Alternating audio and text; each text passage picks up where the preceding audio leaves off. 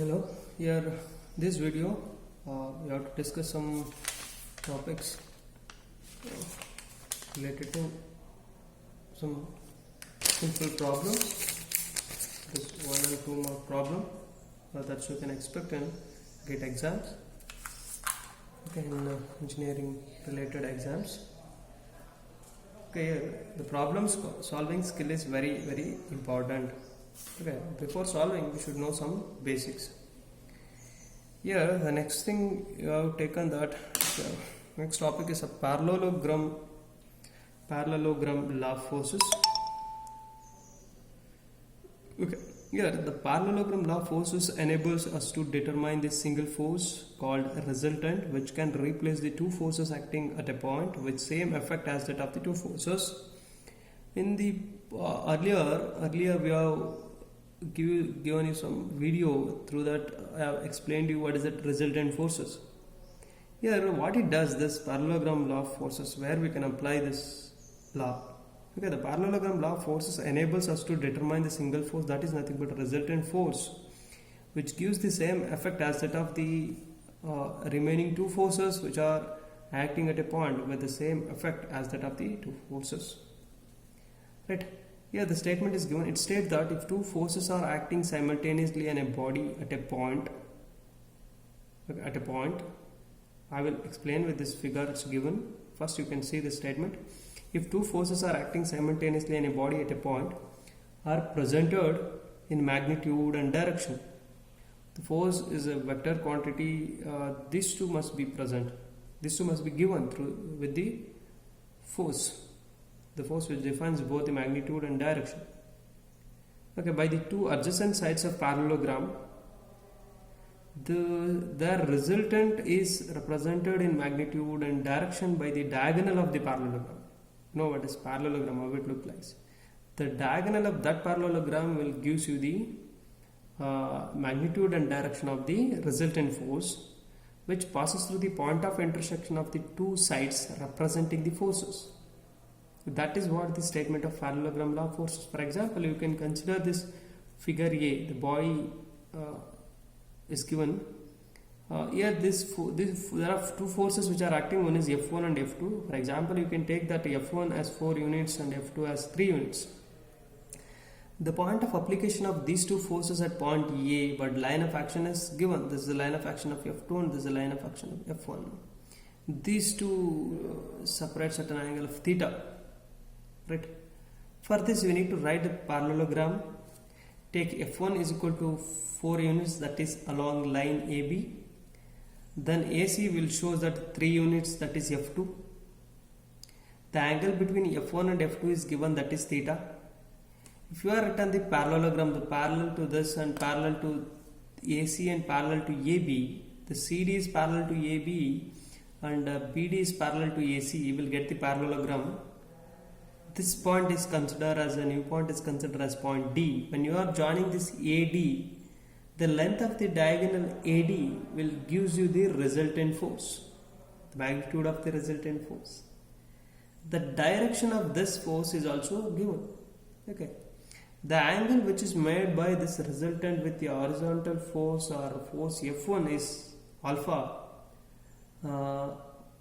What is that resultant force angle with the line AC or F2 is theta minus alpha. This is theta minus alpha.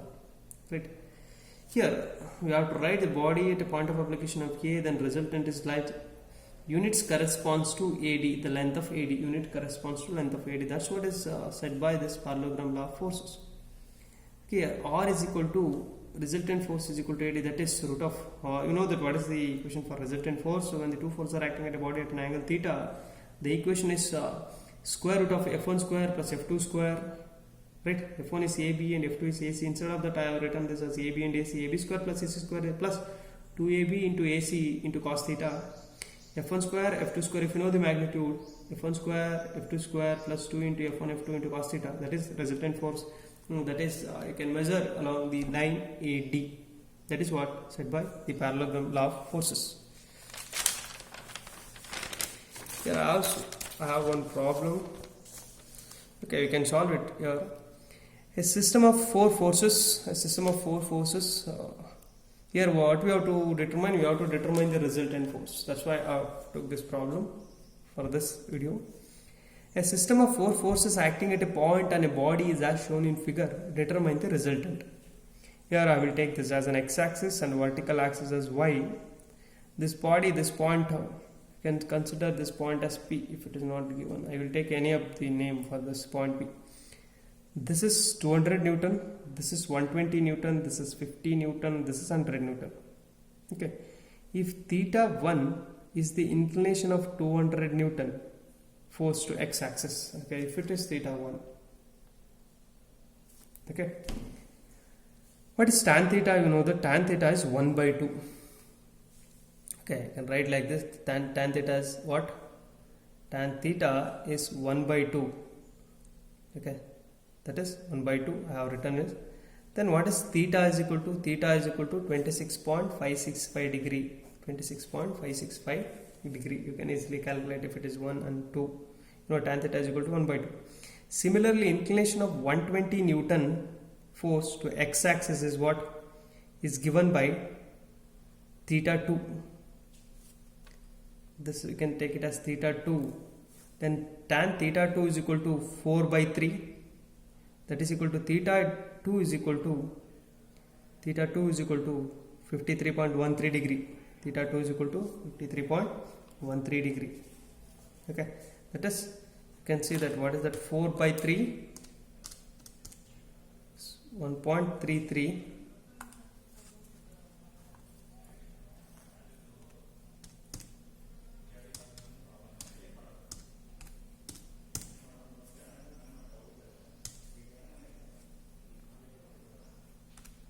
Square root of 4 is 2.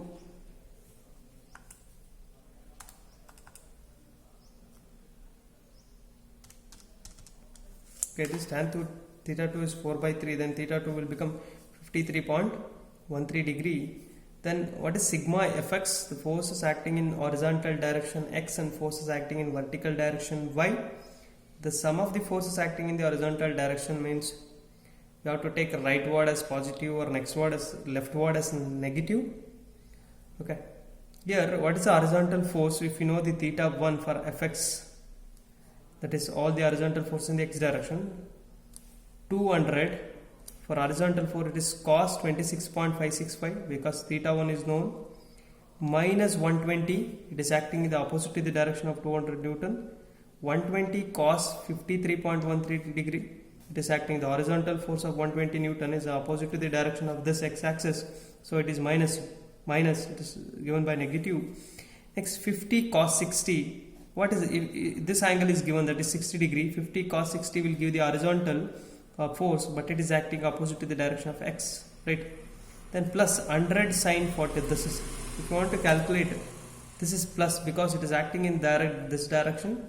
If you know this 40 degree, okay, sin 40 with the horizontal force is 100 sin 40 degree, then you can calculate what is sigma fx is 146.2 Newton. What is sigma fy? The force is acting in the vertical direction. That is, for this force I can take 200, vertical force is sin 26.565, okay, because it is acting in the same direction of y, it is positive, plus 120, for vertical direction it is acting in the upward direction, 120 sin 53.13, that is theta 2, minus 50, it is acting in the downward direction, that's why it is negative, 50 sin 60, the vertical forces, minus 100 cos 40, it is also acting in the downward direction, it is negative, that is cos 40 degree, then the answer is sigma fy is equal to 65.5 Newton. Okay, then by using this you can calculate what is the resultant force. Resultant force is root of sigma fx square plus fy square, that is 146.2 whole square plus 65.5 whole square, that is 160.2 Newton. Okay, here when the two forces are acting at an angle, that you can use a root of p square plus q square plus 2pq into cos theta, but here for this there are four forces are acting on a body. For this you can use a resultant force equation like this. This r is equal to root of f1 square plus f2 square, sigma fx square plus sigma fy square. You can calculate the resultant. From this we need to calculate what is an alpha. What is alpha is equal to? Tan alpha is equal to 65.5 by 160.2. Okay, that is alpha is equal to 24.1 degree. That is, what is that alpha is? Alpha is the angle between the resultant force and horizontal. That is angle at which the resultant force is acting.